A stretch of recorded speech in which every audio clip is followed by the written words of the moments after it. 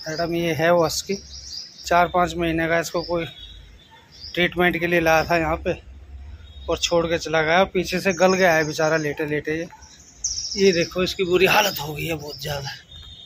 अगर आप इसका कहीं पे रहने का कोई इंतज़ाम करा दे तो बड़ी मेहरबानी होगी।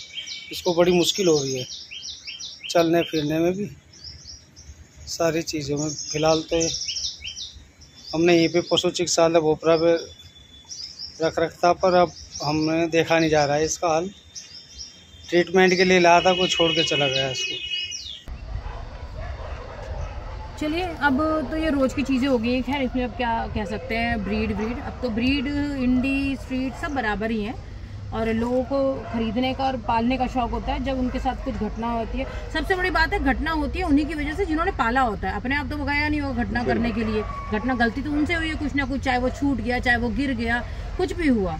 तो ये बच्चा पैरालाइज हो गया, हस्की है। पीछे से नहीं लग रहा क्योंकि उसके सारे बाल वगैरह सब उन्होंने शेप कर रखे हैं।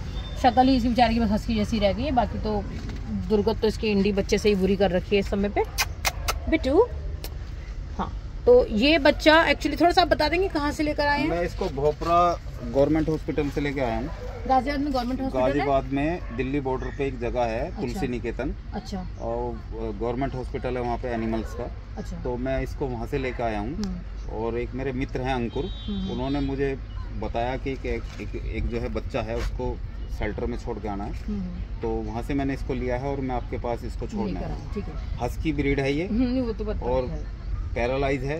बाकी इसका क्या डिटेल है क्या नहीं है वो मेरे पास नहीं है। हाँ, वो मेरे पास उनकी रिकॉर्डिंग भी आ गई थी, क्योंकि वो ये ब्रीड वगैरह हम नहीं रखते हैं। बट देख ही रहे हो प्रॉब्लम जो हो रही। उन्होंने बताया 5-6 दिन पहले उनके पास कोई जना आया अपना ये बच्चा लेके इलाज कराने के लिए। वो आए, उन्होंने इलाज कराया और वो गए कि हम अभी आते हैं, और उसके बाद नहीं आए।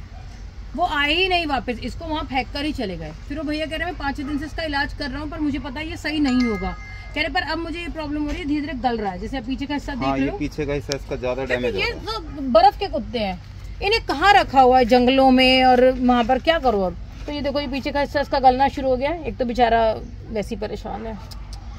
चलिए, तो वही वाली बात है। अब तो कहते हैं हॉस्पिटल्स में भी छोड़ के भाग जाते हैं, तो क्या ही कर सकते हैं।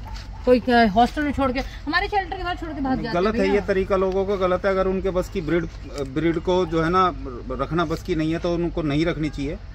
ये गलती हमारी होता क्या है, हम लोग एक ब्रीड ले आते हैं, उसके बच्चे करवा लेते हैं। अब वो बच्चे हमारे लिए क्या है, बोझ हैं। क्या करें, तो हम क्या करते हैं, फ्री में बांट देते हैं। हम देखते नहीं हम किसे दे रहे हैं, वो इसको पालने के लायक है नहीं है, घर में एसी वेसी है नहीं है, सारे बांट देते हैं। ऐसे ऐसे बच्चे हमारे पास आते हैं कि दिल रोता है उनको देख कर, क्यों ही रखे। बिल्कुल।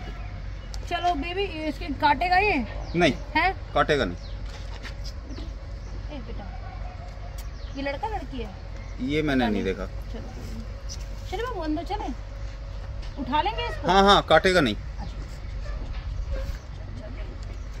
मुझसे मुश्किल उठा रहे हैं, चलिए। फिर मैंने उन्हें यही कहा, भैया देखो चलो पैरालाइज है, मैं रख लूंगी, पर मेरे बस की इतनी दूर लाना नहीं है कि मैं भोपरा हूँ लाऊं। नहीं, ये चलिए, जैसे कि अब आपने देख ही लिया है कि चाहे हस्की है या जर्मन है या कोई भी ब्रीड है, 1 to all, उन सब की यही हालत है। क्योंकि वही वाली बात है, ओवर ब्रीडिंग, और फ्री में बच्चे मिल जाते हैं तो उनकी यही हालत होती है। लोग ऐसे छोड़ के भाग जाते हैं। यही कोई लेकर आया होता 50, 60, 70 हज़ार का, तो उसका इलाज भी करवाता। तो आप ऐसे ही ब्रीडिंग कराते रहें, या फिर अपने घर में शौकिया बच्चे पालते रहें, फिर उन बच्चों के बच्चे पैदा हो जाएं, उनको आप फ्री में बांटते रहें, तो यही हालत होगी। तो हम तो यही है कि क्या कर सकते हैं, जब एक चीज़ सोच रखे कि पैरालाइज और ब्लाइंड बच्चे या ओवर एज बच्चे रखने हैं, तो फिर वो रखने ही है, चाहे फिर वो ब्रीड है या नॉन ब्रीड है। और इनका तो ऑप्शन ही नहीं, वो छोड़ के ही भाग गए, तो क्या कर सकते हैं। जिसके जैसे कर्म है वो उनके सामने है, हमें अपने कर्मों से मतलब है। तो अब ये है कि चलिए, उन्होंने तो बोल दिया कि इसका कोई ट्रीटमेंट नहीं है, और डॉक्टर्स भी बोल चुके हैं ट्रीटमेंट नहीं है, तो फिर अब वो ये गल रही है तो क्या करें। बट हम तो अपनी तरफ से पूरी कोशिश करेंगे, जैसे सब बच्चों पे की जाती है। क्योंकि मेरे पास तो सारे बच्चे वही आते हैं जो बच्चे डॉक्टर्स की तरफ से डिक्लेयर हो जाते हैं, कोई ट्रीटमेंट नहीं है।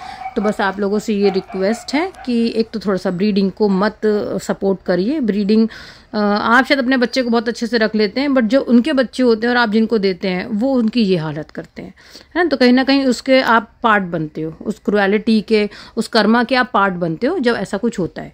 तो उस चीज़ में आप सपोर्ट मत कीजिए, पहली चीज़। दूसरी चीज़ ये है कि अगर कोई भी जना थोड़ा बहुत इस बच्चे के ट्रीटमेंट में हमारा सपोर्ट करना चाहता हो तो वो कर दीजिएगा। अब ये मत पूछेगा कि ट्रीटमेंट में कितने पैसे लगेंगे, समझिए ये कोई ट्रीटमेंट 1 दिन 2 दिन का नहीं है, लॉन्ग ट्रीटमेंट है। Thank you.